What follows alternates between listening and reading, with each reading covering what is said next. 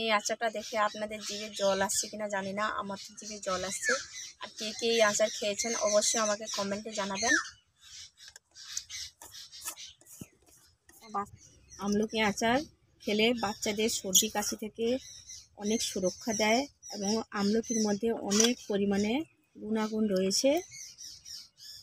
এগুলো খেলে শরীরে অনেক ধরনের উপকারও পাওয়া যায়। এই শীতকালীন এই আমলকি আচার খেলে শরীরটা অনেক পরিমাণে হেলদি রাখে।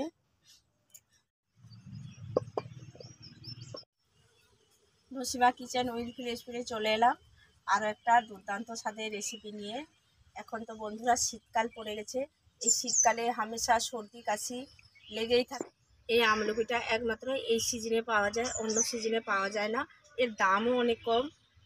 এবার বন্ধুরা আজকে আমি আমলকি দিয়ে দুর্দান্ত স্বাদের আচার রেসিপি শেয়ার করব আপনাদের সঙ্গে, যেটা সর্দি কাশি বুক জ্বালা থেকে দূর হয়।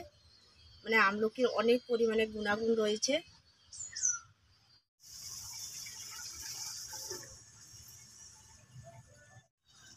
এবার চুলিটা ধরিয়ে আমি একটা হাঁড়ি বসিয়ে দিয়েছি চুলির উপরে। এবার হাঁড়িতে দিয়ে দেবো জল।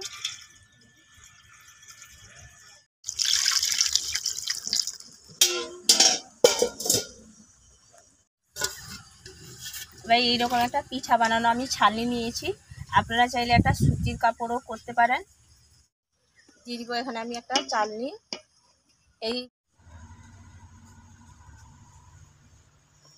এবার আমলকিগুলো আমি ভালো করে পরিষ্কার করে জলে ধুয়ে নিয়েছি, দিয়ে দিব এখানে।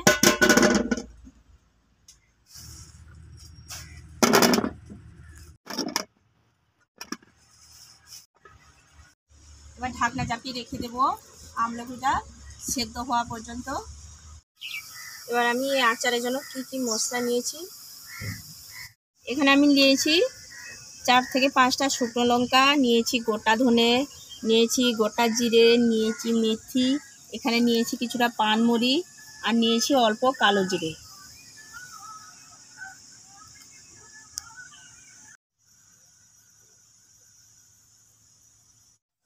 এবার দেখতে পাচ্ছেন ধাত্রীগুলো পুরো হলুদ কালারের এরকম রং হয়ে এসছে, ফেটেও গেছে। এটা সিদ্ধ করতে বেশি একটা টাইম গেল না, মাত্র 15 মিনিট একটা টাইম গেছে।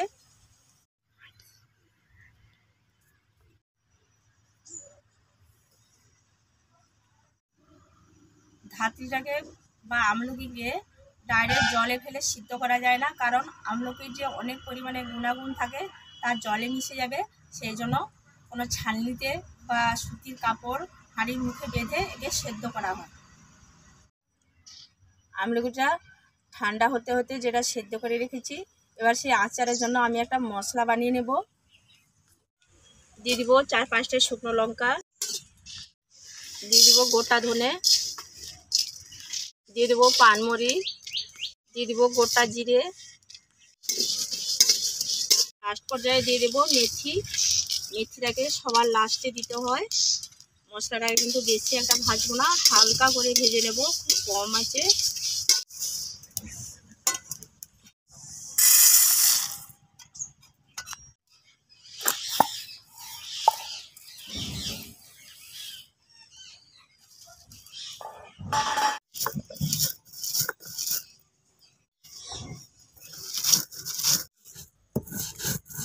মশলাগুলোকে কিন্তু পুরো প্লেন করে বাটিনি, দরগুড়া রকম বেটেছি।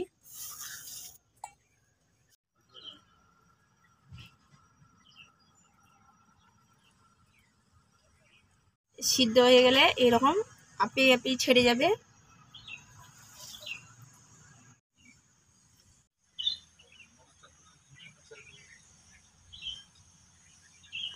এই অংশটা নেব না, এটা বাদ দিয়ে দেবো। ছাড়ানোর সঙ্গে সঙ্গে এই অংশটা প্রত্যেকের বিচি থেকে বেরাবে।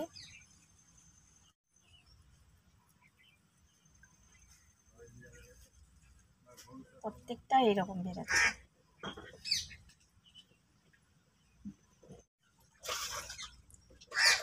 সব দেখুন দাগে দাগে ছেড়ে যাচ্ছে।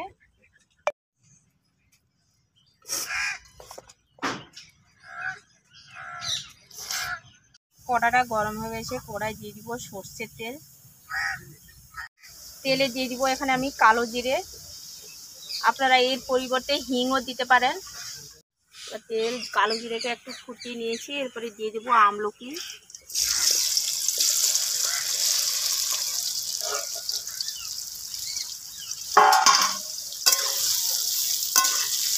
দিয়ে দিব সামান্য লবণ, দিয়ে দিব সামান্য বিট লবণ। এবার 4 থেকে 5 মিনিট আমি তেলে ভালো করে নেড়ে নিয়েছি। এরপরে দিয়ে দিব এখানে আমি যে ভাজা মশলা,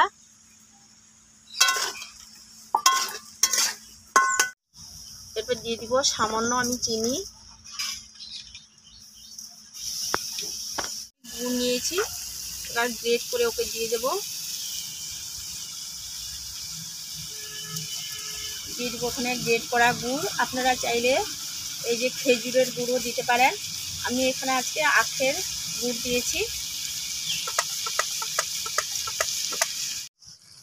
আমি এইরকম সাইজে একটা আখের গুড় দিয়েছি, আপনারা বেশি পরিমাণে বানালে বেশি দিতে পারেন।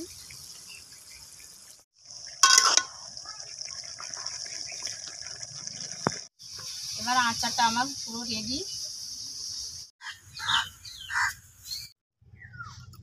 সর্দি কাশি থেকে এই আচার খুব দূরেই রাখে। এই শীতকালীন এই আমলকি আচার খেলে শরীরটা অনেক পরিমাণে হেলদি রাখে। এখন আমি জারে ভরে আপনাদের দেখাবো। এখানে আমি একটা কাঁচের জার নিয়েছি।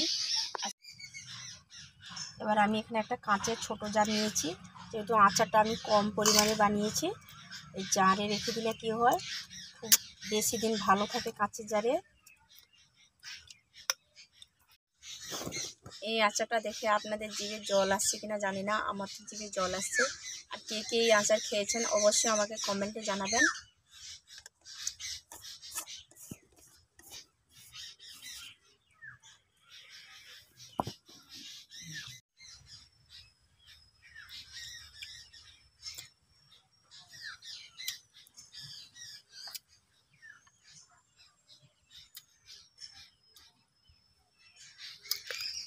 দারুণ হয়েছে বন্ধুরা।